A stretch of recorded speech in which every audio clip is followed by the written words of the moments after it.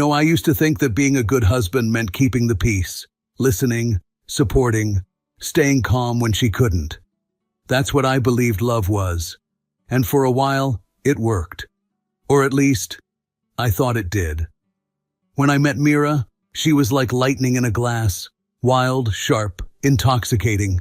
She didn't just walk into a room, she took it. She had opinions about everything, politics, books, furniture, food, and she delivered them with a tone that made you feel stupid for even considering anything else. But I didn't mind. I liked how strong she was, how she didn't need anyone. I thought, maybe she just needs someone safe. So I made it my mission to be that. Her safe place, her balance. If she was fire, I would be water. Calm, quiet, steady. And at first she seemed to like that. She'd smile after her long rants and lean her head on my shoulder. "You're the only one who gets me," she'd say. I believed her. God, I believed her. I made her breakfast on weekends, eggs the way she liked them, avocado sliced thin. I'd cancel plans with my friends if she had a bad day. I even let her pick the name for our dog, even though I wanted something simple like Max. She named him Ozymandias. "Because power deserves a name," she said with a grin. Looking back, that should have been a warning sign. But I thought it was just her personality, a little dominant, a little theatrical. What I didn't realize was, she wasn't looking for a partner. She was looking for someone to kneel. They say control doesn't always come as a fist. Sometimes it's a slow hand on your shoulder, gently turning you in a direction you didn't choose, but now have to walk. At first, it was small. "Don't get the gray shirt, Evan. That color makes you look washed out," she said one day while we were out shopping. I shrugged. "It's comfortable." Mira rolled her eyes and held up a navy button-down. "Try this instead. Trust me. It's more commanding." She didn't ask. She handed it to me like a decision had already been made. I wore it that evening. Then came the food. Mira was on a clean eating kick. No processed sugar, no red meat, no dairy. Which meant I was on it too. One morning, I made pancakes like I used to, with chocolate chips the way I liked them. She walked into the kitchen, stopped in the doorway, and just stared. "You're really going to eat that garbage?" she asked, not angry, just disappointed. I hesitated. "It's just pancakes." She shook her head. "You know what? Do whatever you want, but don't expect me to kiss you after that." She turned and left. I threw the plate away. It didn't feel like losing. It felt like being considerate. That's how it always started. She never screamed, never demanded. She suggested, with just enough edge to make me feel like disagreeing would make me the bad guy. And I didn't want to be the bad guy. Ever. So I let her repaint my office without asking. She said the beige walls were draining her creativity when she walked past the door. She got rid of my gaming console, gave it to her nephew, because you don't even play it anymore, and grown men need better hobbies. She started declining invites from my friends before I even saw them. "Jason's housewarming?" I asked once, surprised. Mira replied, already tying her hair up in a bun. "Ugh, babe, I can't deal with another night of him trying to out-alpha everyone, and his girlfriend's voice gives me hives. I said we're skipping. We'll do something just us. Better, right?" Better. Always better. Until one day I tried to hang out with them anyway.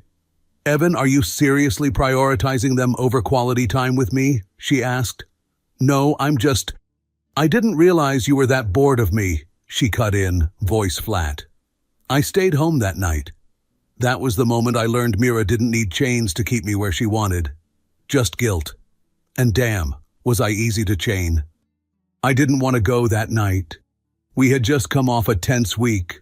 She was irritated with the plumber for not showing up, and somehow that became my fault too. I offered to call the company. She told me not to bother. I said I'd fix the pipe myself. She rolled her eyes like I had suggested juggling chainsaws. So when she told me Danny was having a dinner party, small, intimate, just friends, I hesitated. Mira turned to me while putting on her earrings, halfway through her glass of wine. "Oh, don't start," she said, catching my expression. "It'll be fun." Try not to overthink everything for once. I didn't argue. I never really did anymore. Danny's apartment was straight out of a catalog. All cold marble, low lighting, and bar stools that looked good but made your back ache. Mira fit right in. She hugged people like a celebrity returning from a world tour. She laughed louder than usual, but not obnoxiously, just enough to draw every eye in the room. I followed behind her like a polite afterthought.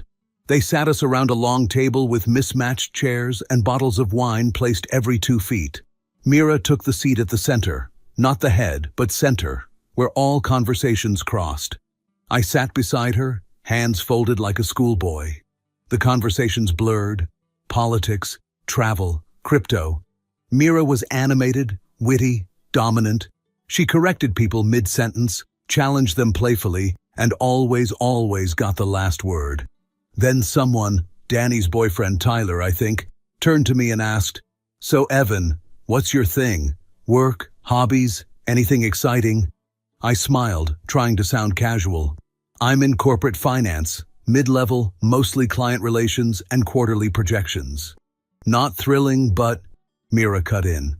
"Stable," she said, flashing a grin. "That's Evan's word. He's been mid-level for 3 years now." There was a pause, a chuckle. I tried to laugh too, but it caught in my throat. "Still waiting on that promotion?" someone joked. "I guess I just haven't been pushy enough," I offered lightly. That's when Mira leaned back in her chair, wine glass dangling from her fingers like a weapon. "He gets stressed over taking out the trash when it leaks. Alpha male, he is not." Laughter, not the cruel kind. Worse, the effortless, harmless kind. The kind that pretends what was said isn't devastating. I froze. I looked at her and she was smiling. Not maliciously, just entertained. Like I was a funny little detail in her life. I stared down at my plate. The food tasted like cardboard. On the drive home, silence filled the car like smoke. Finally, I asked, my voice barely above the hum of the engine, "Why'd you say that stuff back there?" She didn't answer right away. Then, "Oh my God, Evan, it was funny. It was a joke. People laugh. It's called socializing. Try it sometime." I felt like I was the punchline," I said. She scoffed, looking out the window. "You always feel something. You're so emotional lately. It's draining." That word, draining, not hurtful, not surprised, not sorry, just tired of me. I stared at her profile, her perfect makeup, the way she didn't even flinch. She wasn't mad. She wasn't ashamed. She was indifferent. That was when it hit me. She didn't see me as a man anymore. She saw me as background, reliable, silent, dull. The furniture in the room, and she was starting to resent even that. It started with a look, not a fight, not an argument. Just that look she gave me when I reached for her one night in bed, tired, unsure, hoping to feel even the smallest flicker of closeness. I placed my hand gently on her waist. Nothing urgent, nothing more than contact. Just connection. She pulled away, not harshly, but deliberately. Then she sighed, long and sharp. "Don't," she said, quiet, but final. I froze. My hand hovered for a second, then slowly dropped back to my side. I lay there, staring at the ceiling, wide awake, while she turned on her side, back facing me like a wall. The silence in the room was heavier than any argument we'd ever had. After that night, something changed. I stopped initiating anything, stopped even trying to get near her unless she made the first move, which she never did. She said nothing. I said nothing. But the distance grew like mold in the corners of a room you pretend not to see. At first I told myself it was stress, work, hormones, exhaustion, anything but what I feared it really was. Rejection. Quiet, casual, habitual rejection. One morning I brought it up. We were in the kitchen. She was making coffee, scrolling through her phone. I was just standing there holding my mug, like an idiot. "Can we talk about us?" I asked cautiously. She didn't look up. "I just feel like there's a wall between us. I try to get close, and you shut down. I don't know what I'm doing wrong. She finally glanced at me, tired, impatient. Why do you always have to make everything a thing? I'm not trying to make anything dramatic, I said. I just feel like I don't know how to reach you anymore. She rolled her eyes. So I don't feel like being touched 24/7. Suddenly I'm the bad guy? No, but I'm your husband, Mira. I shouldn't feel like a stranger sleeping beside you. That got a laugh. Dry. Hollow. You act like affection is some checkbox on your emotional to-do list. Like if I don't constantly reassure you, you'll collapse. I just want to feel close to my wife. She turned fully toward me then, arms crossed. Then maybe act like a man and stop whining about it. I didn't even know what to say to that. Later that week, she came home from a gym class, glowing with that post-workout energy, flushed and confident. She walked past me in her tank top and leggings like I didn't exist. I tried again, said she looked beautiful, tried to joke, to touch her hand lightly. She pulled away. Again. You need to stop. This neediness, it's honestly off-putting. Neediness. That word clung to me the rest of the evening like a label on my skin I couldn't peel off. Eventually, I just gave up. Stopped trying to be close to her in any way that wasn't practical. We discussed groceries, bills, her niece's birthday. Never us. She didn't complain. In fact, she seemed more relaxed once I stopped asking for anything she didn't offer. But I felt like a ghost walking through my own house. She still slept in the same bed, still ate my cooking, still gave polite smiles when friends were around. But whatever existed between us, whatever connection we used to have, had become one-sided, conditional, and controlled. Like I was living under rules I hadn't agreed to, written in a language I never learned. After that night in the kitchen, I slept on the very edge of the bed. We didn't talk. Not even about meaningless things. No, can you grab more milk? Or, did you feed the dog? She was simply there, like furniture that moved around on its own schedule. On the third morning of silence, she finally spoke. I booked us a session. I looked up from my coffee. Session? Couples counseling. Friday, 2:30. Don't be late. She said it without looking at me, as if she was telling me the oven repairman was coming. And just like that, I realized she wasn't trying to fix anything. She just wanted to check the last box before blaming me for the end. Still, I said, okay, because I wanted to believe there was something left to save. The office was quiet, potted plants in the corners, cream-colored walls, that neutral aesthetic designed not to offend anyone, not too warm, not too cold. Like the couch we sat on. Mira looked perfect, of course. Neat blouse, hair slicked back, polished nails tapping against her phone screen until the therapist walked in. Karen, mid-40s, composed, professional. She greeted us with a practiced warmth, then sat across from us in a matching armchair, notebook resting lightly in her lap. So, she said after a moment, what brings you both in today? I took a breath, but before I could answer, Mira was already speaking. I'm tired, she said. I'm exhausted, actually. Karen nodded, pen ready. Exhausted by what, specifically? Carrying everything, Mira replied. I dominate, he submits. I turned to look at her. That's not... She raised a hand, still not looking at me. Let me finish. Karen nodded gently. Let's let her speak, Evan. Mira continued, eyes calm, voice steady. Too steady. He's a good guy, sweet, supportive. But I feel like I'm living with a well-meaning shadow. He doesn't initiate, doesn't challenge. He asks me what to wear, what to buy, what to think. I've become his emotional GPS. I opened my mouth again, but nothing came out. I was stunned at how quickly she'd weaponized my care. Karen turned to me. Evan, how does that land for you? I swallowed. I didn't know you saw me like that. I've always tried to make your life easier. Mira gave a dry laugh. That's the problem. You think being helpful is the same as being present. Karen raised an eyebrow. Can you give an example of what Not present, looks like? Oh, sure, Mira said. Take the last few months. I don't feel wanted. At all. Not emotionally, not physically. When he does try, it's like he's asking for permission to matter. That one cut deep. She wasn't raising her voice. She didn't need to. Her tone was surgical, practiced, like she'd rehearsed this whole scene in her head already. Karen nodded slowly. Evan, your thoughts? I stared at the carpet, voice low.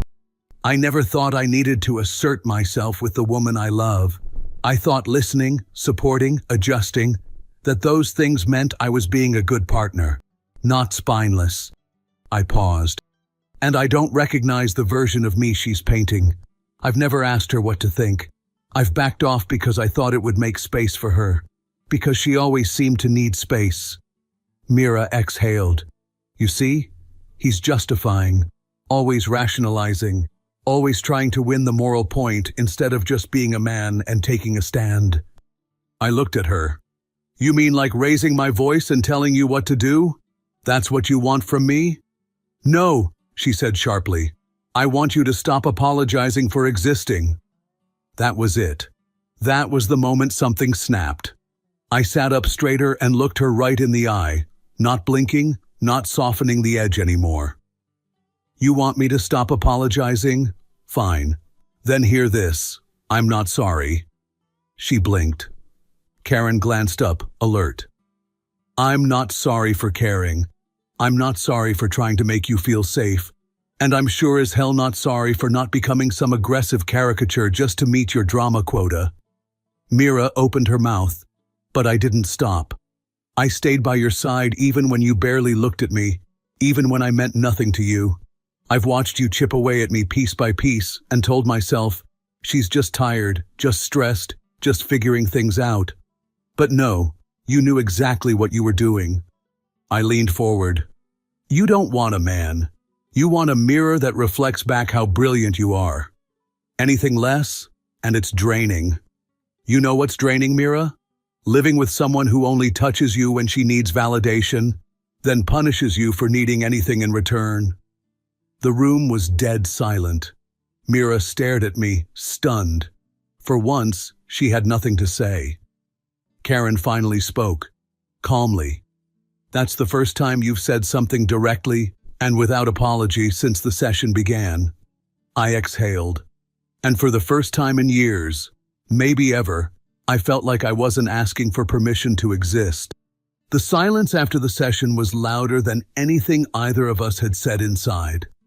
Mira walked ahead of me down the hallway, her heels clicking sharply against the cheap laminate floor. She didn't look back, didn't say a word. Karen had offered us both a polite take care as we left. That neutral tone therapists use when they know the session didn't fix anything. It just revealed everything. I closed the door behind us gently, the kind of quiet exit you make after a funeral. In the elevator, we stood on opposite sides. She crossed her arms, staring straight ahead at the metal doors. I watched the floor numbers count down. I wanted to say something. Part of me thought I should, maybe even expected to. But I didn't, because for the first time in years, I didn't feel the need to fill the silence. Let it hang. Let her feel what it's like when I don't rush to make her comfortable. We stepped outside. The city was bright, noisy, people going about their lives like nothing had imploded on the third floor of that beige building. She finally turned to me. So, she said, you feel better now? Her tone was flat, no sarcasm, no real interest either, just empty. I met her gaze. No, I said, but I feel clearer. She blinked, just once. Then she adjusted her purse strap and nodded toward the parking garage. I took my own car. I know. We stood there for a second, the final pause before a verdict. She was waiting for something, maybe for me to apologize, soften, undo what I said back in that room. But I didn't. I just looked at her, and for the first time, she looked away first. She turned and walked toward her car, each step measured, controlled, like she was still trying to walk off the fact that she'd lost her grip. I watched her go. Not with anger, not even with sadness, Just stillness. Then I exhaled, turned the other way, and started walking toward mine. Not faster, not slower, just forward. 2 days passed after the session. Mira didn't bring it up. She acted like the therapy session had been a strange blip in the week, something to be filed under emotional maintenance and forgotten. I barely slept that first night, or the second. My thoughts were no longer racing. They were sharp, focused. I knew what I had to do, and for once, I didn't question myself to death. On the third day, I waited until she came home from work. She walked in, dropped her bag on the chair, kicked off her heels like she always did. "Traffic was hell," she muttered, already heading toward the kitchen. I followed her in, heart pounding, but steady. "Mira," I said. She didn't turn. "Yeah? I need to say something, and I need you to actually listen this time." That made her pause. She looked over her shoulder, eyebrows slightly raised. "Okay, go on." I leaned on the counter across from her, looked her dead in the eye. "I don't want to live like this anymore," she frowned.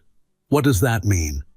"It means," I said slowly, "that I'm done living in a relationship where I don't get to exist, where I'm only allowed to breathe if it doesn't take up your space." Her arms crossed. "Oh, come on." "No," I said firmly. "You're not going to talk over me this time. You had your say in that room. Now it's mine." She stayed quiet, but her jaw clenched. "I'm tired of walking on eggshells, tired of apologizing just for wanting something, tired of being treated like I'm an accessory to your ego." I took a breath. No stuttering, no softening. "I've filed for divorce." Her face froze. For once, she didn't have a response ready. No witty jab, no snide remark, just silence. She blinked. "You're serious?" "Yes," I said. "The papers are already drawn up. I'll be staying at my brother's for a while. You can keep the apartment until we sort everything." She looked at me like she didn't recognize the person standing across the counter. "You're running away." "No," I said. "I've been sitting still for years. This is me finally moving." She stared at the floor for a second, then back at me. "So that's it?" I nodded. "That's it."